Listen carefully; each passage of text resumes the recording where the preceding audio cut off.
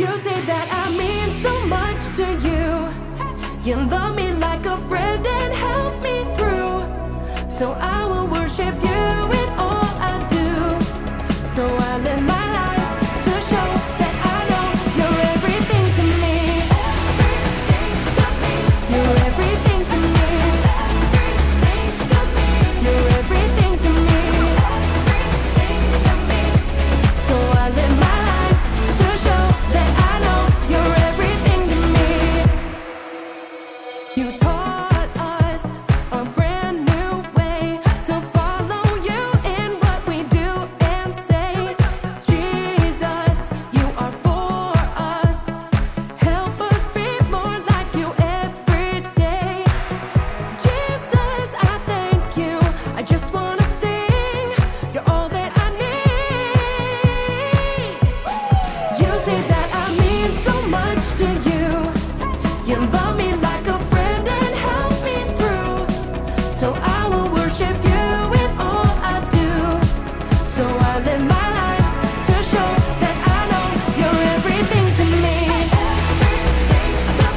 You're everything to me. You're everything to me. So I live my life to show that I know you're everything to me. I'm gonna lift my voice to you. Jesus, you make me sing. I'm gonna live my life for you. You're everything to me.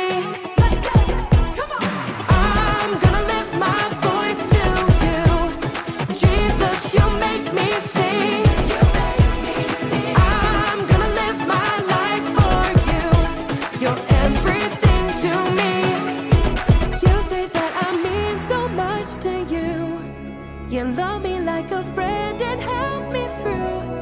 So I will worship you in all I do.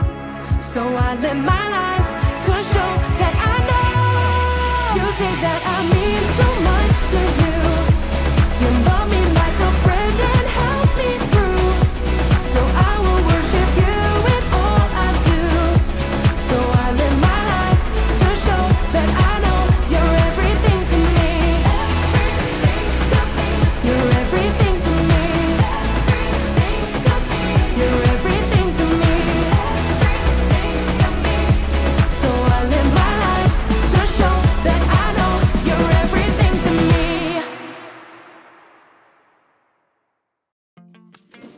Welcome to Storyland! This week, we're talking about respect while we take a look at the story of two sisters and how they spent time with others. Come on, Amara!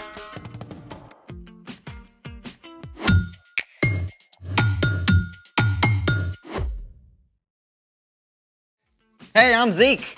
And I'm Amaya, and we're talking about respect, which is showing others they're important by what you say and do. You're important to me. I'm glad to hear But it. see, that's not enough, is it? Saying it isn't enough. I have to do something to show you're important. Okay, you could start by showing me what you planned for today. You're gonna love it. What is it? 3 guesses. I need one clue. It's cold. We're going skiing? Do you even know how to ski? The only time I tried, I sprained my ankle. Well, we're not going skiing. I need another clue.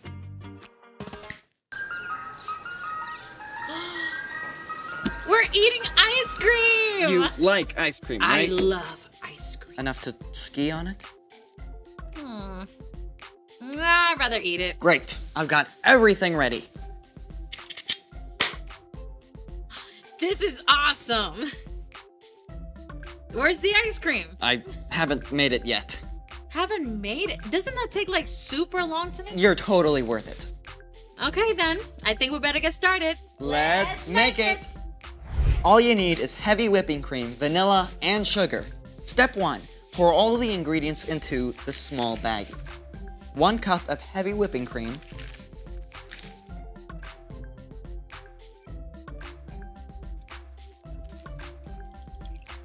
1.5 teaspoons of vanilla.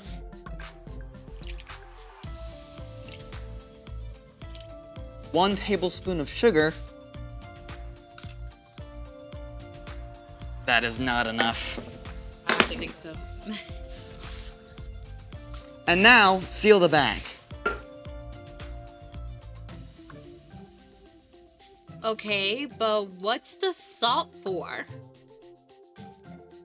I don't want salty ice cream. Okay, this is the really cool part. I mean, actually cool. So you know how you see trucks putting salt on icy roads? Yeah, I guess I thought it melts the ice or something. Nope. Salt actually lowers the melting point of ice, which takes us to step 2. Step 2. Fill the large bag halfway with ice, then add a 1/4 cup of salt.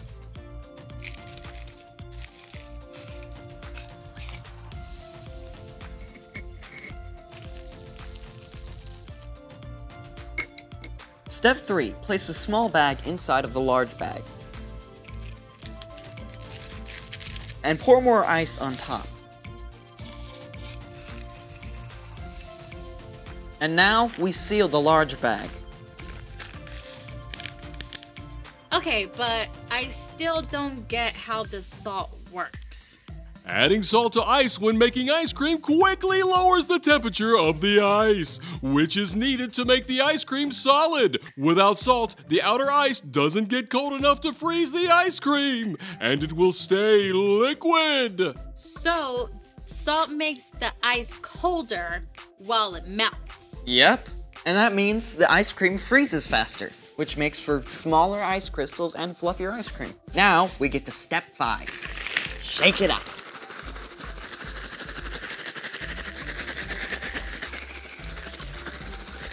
For how long? As long as it takes. But I thought the salt was supposed to make it go faster. But not that fast. Okay. Want some help? No, I'm doing this for you. Okay. Could we maybe like edit this into a cool montage?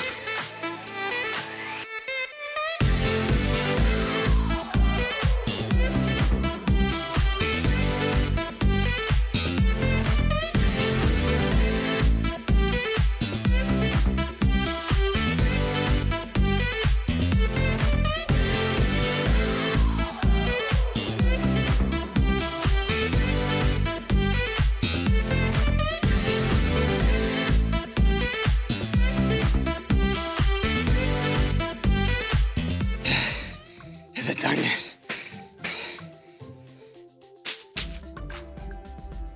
It looks pretty soft. I guess I better keep shaking it then. Alright. While you do that, it's time for... The story before the story. Today, we're in Luke, the 3rd book in the New Testament. But before Luke, in the very beginning, out of a deep love, God made an amazing world. But when people turned away from God, the world was broken. God made a plan to draw people back into relationship. So, at the right time, God sent a tiny baby to be born in the small town of Bethlehem. God's very own son, Jesus. When Jesus grew up, he began to travel from town to town, teaching and healing, which is where our story starts. Take it away. Hey everyone, you can call me Brian. Hey, Brian. One day, as Jesus was walking with his disciples, he arrived in the town of Bethany, where a woman named Martha welcomed him into her home. Martha and her sister Mary and brother Lazarus were close friends and followers of Jesus. They knew what an honor it was for him to visit their home. Jesus, you sit right here. I know you must be starving after such a long day. Dinner will be ready soon, but here are some raisins and figs. And Mary just brought cool water from the well. Let me know if you need anything at all. It was common for men to sit at the feet of Jewish rabbis and learn from them, so Lazarus and the other men crowded around to hear Jesus speak, while Martha and Mary worked to prepare a meal for Jesus. Martha must have put every ounce of energy into cooking the best food possible. But after a while, Mary left the kitchen to come and sit down at Jesus' feet just like the men. Now, as the afternoon wore on, Martha kicked into high gear. Boy, she chopped, she roasted, she basted, she baked, she cleaned, and she decorated, flying from one task to the next. And as the temperature in the kitchen, grew warmer, so did Martha's temper. I mean, Mary was over there with Jesus doing nothing, while Martha was left to handle the entire meal on her own. Martha probably felt overwhelmed and annoyed, and at last, she couldn't keep quiet anymore. Does she think dinner is just going to magically appear on the table? Lord. Everything got quiet. Everyone stared at Martha. My sister left me to do the work by myself. Don't you care? Tell her to help me. Everyone waited to see what would happen. Would Jesus be angry with Martha for interrupting? Or would he tell Mary to give up her spot at his feet and go to the kitchen? Instead, Jesus looked at Martha with deep compassion in his eyes. Martha, Martha, you are worried and upset about many things, but few things are needed. Really, only one thing is needed. Mary has chosen what is better, and it will not be taken away from her. Jesus wasn't angry with Martha for working hard to make a meal for him. It was important work that had to be done. But Martha had gotten distracted from the most important way of showing love to Jesus, through her time and attention. So, what did Martha do? Well, we don't actually know how Martha responded. Maybe she did sit down for a while to listen to Jesus, but we do know that later, Martha showed great faith that Jesus could heal her brother. And she was one of the first to declare that Jesus is the Messiah, the Son of God. Well, that's good to know. I mean, I feel like Martha a lot of times with school and homework and chores, it's really hard not to worry about things not getting done if I take a break. Well, you're not alone. We can all lose track of what's really important. So, What's our part in the story? Well, Martha was doing lots of good stuff for Jesus, but she missed spending time with him. So, the best way to show love for Jesus is by spending time with him first. Yeah, and there are lots of ways to do that. You can spend time with Jesus by reading scripture and talking with him about what you read. Yeah, you can pray and talk with Jesus about anything that's on your heart. You can even spend time with him by listening to worship music. Or find a quiet place and ask Jesus to be there with you. Where we spend our time shows what matters most to us.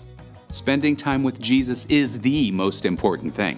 And spending time is a great way to show others that they matter too. Yeah, like when you get home from school, maybe take a couple of minutes to talk to your mom and dad about your day instead of going right into doing your homework. Or when your little sister asks you to do sidewalk chalk, you can put down your game and hang out with her. Maybe your parents want you to go visit your grandma at the retirement home. You might be tempted to grumble, but remember that when you take time to listen to her stories, you show how important she really is. That's a lot to think about. It sure is. See you next time. So here's the thing. Take time to show others that they are important. Speaking of which, where's my ice cream? I finished it up and put it in the freezer. Do I get to eat it? Yeah, let's go. This is actually not salty. Do you feel important? Absolutely. Then my work here is done. Thanks for joining us in the Story Lab. See you next time. Ah, so good.